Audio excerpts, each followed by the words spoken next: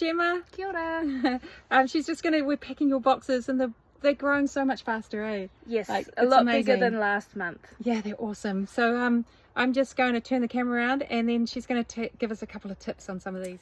Okay, so this month you've got a nice selection of greens, flowers and herbs. So these are the poppies that you're going to get this month. They look so good. Yeah, they're waiting to go into the ground. Do you know what colours they turn out, or are they just a variety? These are like a blue sort of lilac colour. So this is the more medicinal poppy. Cool. Read between the lines. Yeah. These are your broccoli, your sprouting broccoli for the month.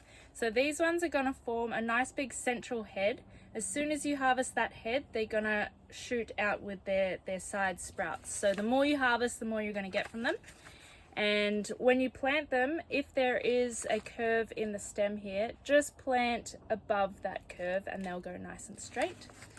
And then with your spring onions here, don't worry if they come out like this without the dirt on their roots, because they will be happily planted in the ground like that.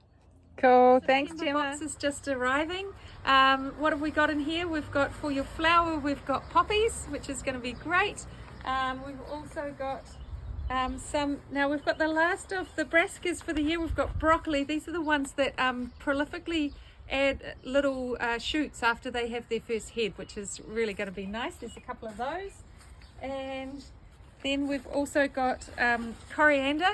Coriander is really fast growing and keeps turning over, so we want to keep adding it because otherwise it goes to seed. So we're going to add a bit of this throughout the summer.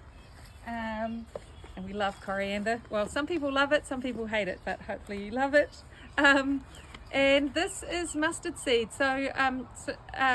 Mustard cress, sorry. It's a really cool colour and goes really well, really nice to use really early in your salads when it's you can just keep harvesting them when the leaves are small.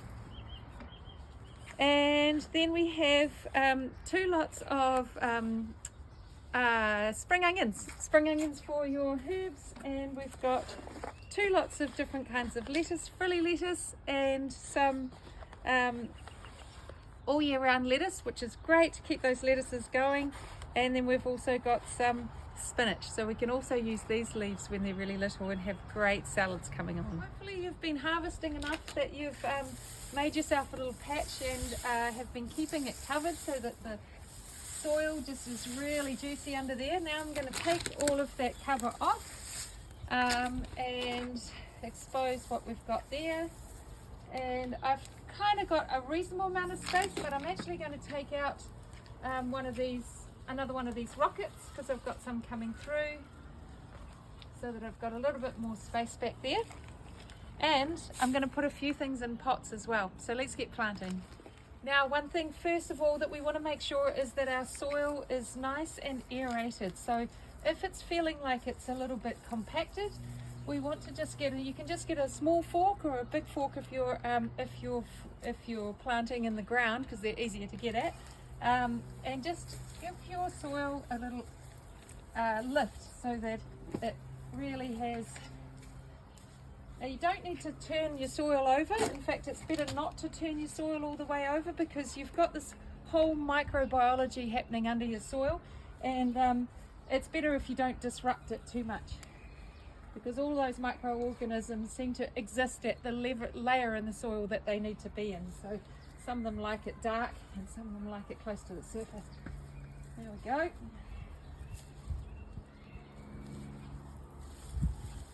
So there we go. Now this soil is looking beautiful now, and hopefully you've been juicing it up on your way along, but you can also add some compost to it or some blood and bone just to juice it up before you put your new plants in.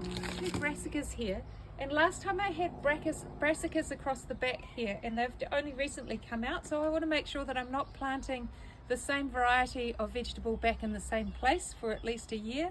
So I'm going to put these 2 at the edge here, because my strawberries are going to be going for another couple of months, but by the time these get quite big, and they will get quite big, then my strawberries will be ready to take out and just put in a pot for next year.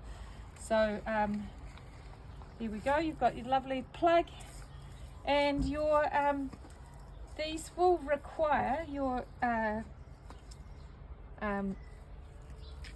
broccolis will require a good 20 centimeters around them because they will get really big. So you can get away with having plants really close as long as they're going to be maturing and you're going to be harvesting them before these get big, because it'll take a good month for this one to start taking off anyway.